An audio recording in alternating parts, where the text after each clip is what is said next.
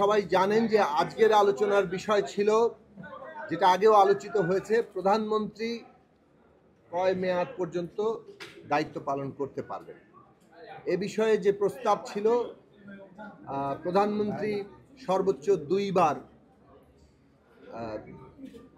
শপথ নিতে পারবেন কিংবা দায়িত্ব পালন করতে পারবেন। অন্যদিকে নির্বাচন সংস্কার কমিশনের প্রস্তাব ছিল যে প্রধানমন্ত্রী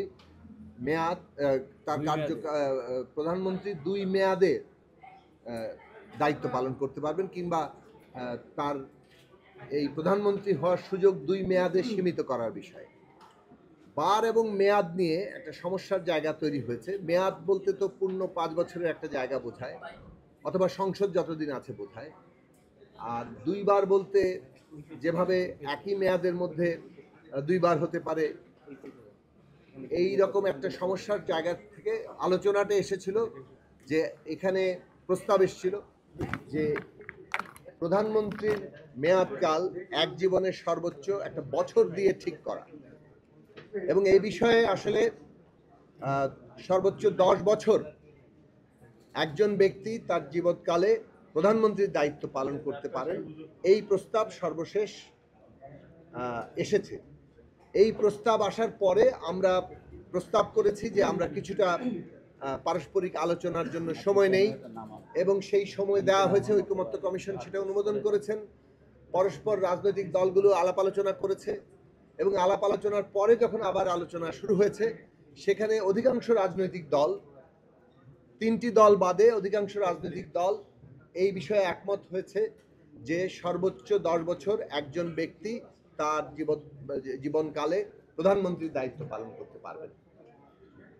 3টি দলের ভিন্ন ভিন্ন রকম প্রস্তাব আছে, এবং সেই সব প্রস্তাবগুলো সহ আরও অন্যান্য অমীমাংসিত যেসব বিষয় আছে, যেমন নারীর প্রতিনিধিত্ব এবং সরাসরি নির্বাচনের প্রশ্ন, সাংবিধানিক পদগুলোতে সাংবিধানিক কমিশনের মাধ্যমে নিয়োগের প্রশ্ন, উচ্চকক্ষের গঠন এবং সেখানে সাংখ্যানুপাতিক পদ্ধতিতে উচ্চকক্ষের গঠন সহ উচ্চকক্ষের ক্ষমতার পরিধি এবং 2 কক্ষের মধ্যে ভারসাম্য, রাষ্ট্রপতি নির্বাচন এবং রাষ্ট্রপতি প্রধানমন্ত্রীর মধ্যে ক্ষমতার ভারসাম্য, এই সমস্ত প্রশ্নগুলো নিয়ে ইতিমধ্যে যে আলাপ আলোচনা হয়েছে এবং যতগুলো ঐকমত্য হয়েছে, কিছু কিছু দ্বিমতের জায়গা আছে, সবগুলো বিষয় নিয়ে আমরা আরও আলাপ আলোচনা করা, দলের নিজস্ব ফোরামে আলোচনা করা এবং দলগুলোর পারস্পরিকভাবে আলাপ আলোচনার মধ্য দিয়ে যথাসম্ভব ঐকমত্যে পৌঁছানোর চেষ্টা করা, এবং 2 দিন গ্যাপ দিয়ে আগামী বুধবারে হয়তো আবারও আলোচনায় বসা এবং এইসব প্রশ্নগুলোতে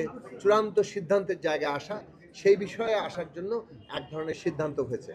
আমরা প্রস্তাব করেছিলাম যে এটা যেহেতু প্রত্যেকটি দলই তার নিজ নিজ অবস্থান জানিয়েছেন, আবার একই সাথে যখন আমরা এইভাবে সব দল একসাথে বসছি, যেটা বাংলাদেশের ইতিহাসে একটা অনন্য ঘটনা, অভূতপূর্ব ঘটনা, এই রাজনৈতিক দলগুলো যখন পারস্পরিক আলাপ আলোচনার মধ্যে দিয়ে প্রত্যেকেই সমৃদ্ধ হচ্ছেন, একে অপরকে নানাভাবেই এঙ্গেজ করছেন, এবং এর মধ্য দিয়ে নতুন প্রস্তাব কিংবা অবস্থানগত কিছু পরিবর্তনও ঘটছে, এবং সবগুলো পরিবর্তনই ইতিবাচক পরিবর্তন, অর্থাৎ আরও অধিকতর ঐক্যের দিকে আমরা যাচ্ছি।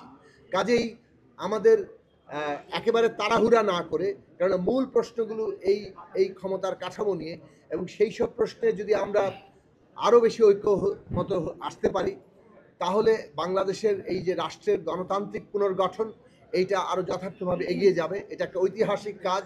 কাজেই কিছুটা সময় লাগলেও, জুলাইয়ের মধ্যে এখনও আমাদের যথেষ্ট সময় আছে, সেই সময়ের মধ্যে আমরা আলাপ আলোচনা করে এইসব প্রশ্নে যত বেশি ঐকমত্য হওয়া যায় সেটার আমাদের চেষ্টা করা উচিত। আর যদি ঐক্য না হয় শেষ পর্যন্ত, সেক্ষেত্রে দ্বিমত কিংবা আপত্তি সুযোগ রয়েছে, এবং সেইগুলো জনগণের কাছে নিয়ে আমরা মীমাংসা করার পথ ইতিমধ্যেই করেছি। কাজে এই বিষয়ে কিছুটা সময় নিয়ে আরও অধিকতর আলাপ আলোচনার সিদ্ধান্ত হয়েছে। যেসব প্রশ্নে ন্যূনতম ঐক্যমত্য হয়েছে, কিন্তু এখনও কিছু কিছু বিষয়ে দ্বিমত আছে।